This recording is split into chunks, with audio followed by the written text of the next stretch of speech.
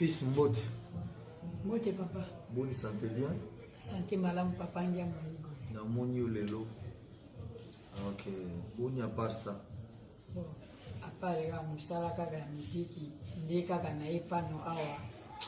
Ndi kana yo kaka yo autorité papa ndia mawera. Moto afulaka mutu nyonso oza moyibi kizengi nana boya ata fulaka. Ya toza kizengi bolole akofula oke liboso. Est-ce que bafulaka moyibi? Te yo fula nyonso. Yo damo ki esendi ma partout. Yo ato bili ba autorité wana te. Wana fula nyonso. Nesko na epa igwe. Mokolo masolo oya fulaka. Oya pona mutu nyonso. Na esko epa na e. Na yo kiseno njemo na ya beta na René Lokwa. Oya beta na kimonga penga pona pe shelo na mpa. Na sana résidence ya ngama we. Non, en fait, il s'est na yo kaka sama na yo. Babsenga yo uta bwene. Non, na uta bwene papa. OK. Uta bwene. Ah ba famille baza. Ti mama na ngaza na muka papa na mama kufa na muka na sa famille na kanga mu. Siko en fait yo limba saloni. Bon, na za pusaka na fulama. Ningi pe batebele ba fulama, ndenge ba uta ba mboka, ba uta ba fulama pe na zangi pe relation na pe ko kisama. Pona lukaji pe ko kisama na fula. Pona yaki. Siko aux musiciens, oyembaka? Na yembaka papa. C'est vrai. Oula. Na yembaka. Banze muni oyemba. Na yemba banjima munyo kwa mboka, na yemba banjima fani popa. Oh. Très bien. Banze muni mboka oyoyi pasa. Ni bon banze mboka ni. Bokula kawera sone igwe ngama. Boga kwade babe katoke mono yoga banga andano ye.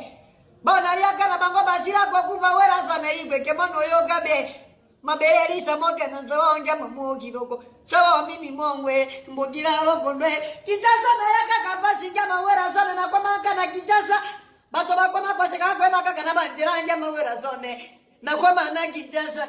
Na zalaka pene roko de. Mosa mataka nyeta manga poza kana roko de. Boga kwa de babe kato. Sawa ngama wera. Ke mono yoga be. Na kwa mana kitasa. Loko no sambongo. Sawa wera sone.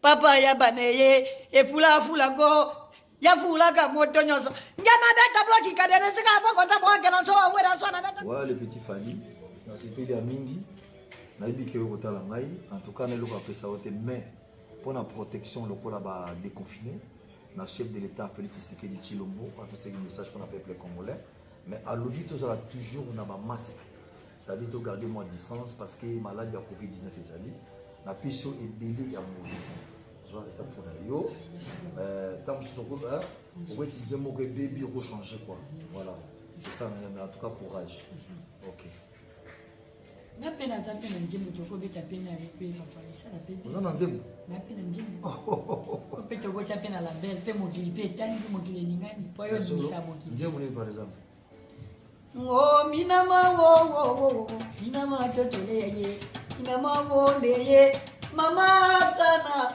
mutema mandaka malio papa njama were yaka otobine ya minama sewa were we minama wo les États-Unis magae bisaka chala Alex Ntima abeda chou banque Alex Ntima